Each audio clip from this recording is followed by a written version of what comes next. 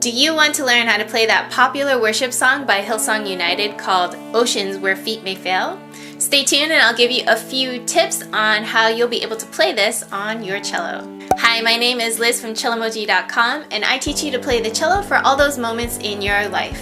If you are new to this channel, thanks for stopping by. Consider hitting that subscribe button so you won't miss out on any other tips and tutorial videos on this channel. So let's get into it. So when I first heard this song, it came during a period of my life that was just kind of it was a little bit of a low point. So I felt that the lyrics really spoke to me and I really loved the melody and just like how they performed it. Like I was watching some of their live clips of them performing this song. It was just amazing, and so I really wanted to do my own take on the song as well as put out some sheet music because I know there's a lot of people who really enjoy this song as well. So I've left a link to the sheet music below so that you can go and download it and give it a go yourself. I'll also leave a link to the cover video where I actually play through this sheet music along with some backing tracks so that you can listen and enjoy and maybe observe some things of how I play the song, and that might help you when you are learning this song yourself. So this version of the sheet music was meant to be played with the Hillsong United album, but there's like a radio cut of the song, and that is kind of more what I specified this sheet music for. So the difference between, say, like the radio cut version of the song and sort of the extended cut is the sort of middle section of the song where Hillsong, they sort of repeat it many times, and so you can see like the radio track version is like maybe like 3-4 minutes, but the extended track is something like 9 minutes. And it's because, you know, they're letting the music move them and they're repeating as they feel is fitting for the situation. But for purposes of a video and also just for writing out the music, I used the radio cut of the song. And if you wanted to play with either edition, the notes are still the same. You just have to sort of count how many times they repeat the middle section so that you'll be able to play along with the song. I'm always an advocate of supporting the artist, so please, you know, download the song or the album or, you know, buy some of their merchandise. Really help support these artists who put out such great music so that they can continue to do so. So the first tip is to know your D major to octave scales. It will definitely be helpful to know your high A and B, but if you don't know that or know how to play it, that's totally cool. Just go and play it one octave below in the easier position for yourself. So like I said, there's a bunch of high A's in the music, so you can definitely use the harmonic A to sort of help you transition when you are shifting around. That will sometimes help make some of the shifts a little bit smoother and keep the notes flowing very smoothly and cleanly. It would be really good for you to know the term syncopation. So there's a formal definition of syncopation, which I will list over here, but basically it means that the strong beat is no longer emphasized. You're kind of emphasizing the off beat. So it kind of feels like you're a little bit off balance with the syncopation.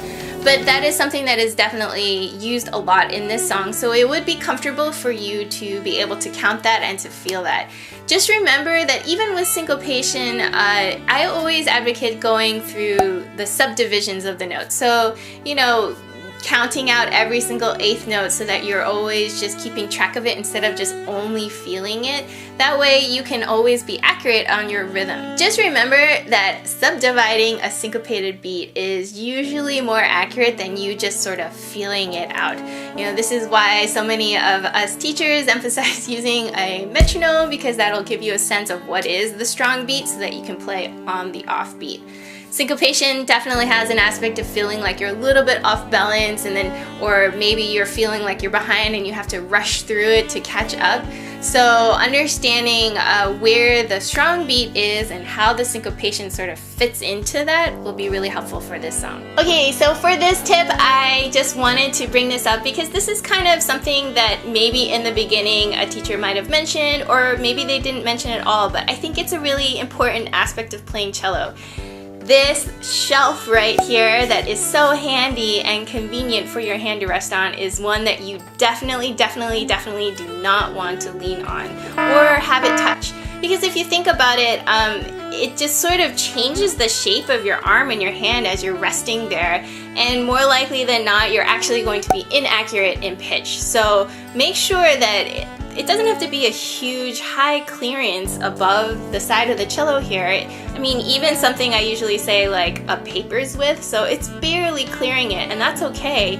You just don't want to actually be touching it because it's really just a barrier to all of these upper notes for you. So a lot of these sections of this song are just super repetitive. So, you know, maybe you don't have much time to practice or learn the song.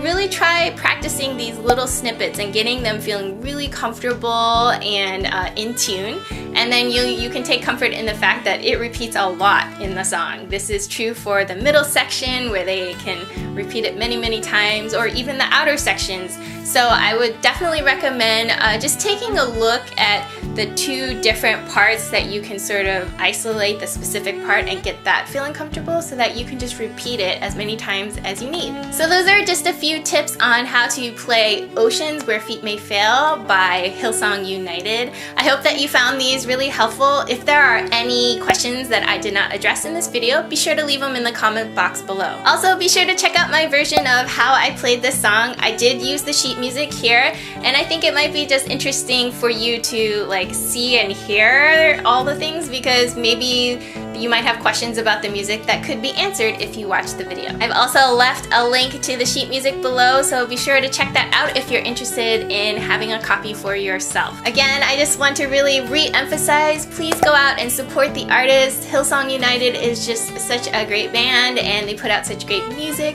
It doesn't always have to be a monetary support, even just showing support on, you know, their fan pages, or if you do have the means to go out and buy their albums or download their tracks, please do so, because I think it really just helps out the artists and really shows support and encourages them to keep going. Question of the day: how did you like this tutorial? Would you like to see more how-to tutorials on different songs?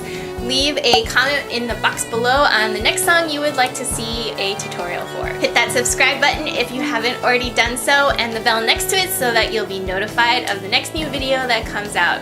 Give me a like if you really enjoyed this how-to video, and if you plan on learning this song for yourself. Thanks again for watching, and I'll see you guys in the next video. Bye!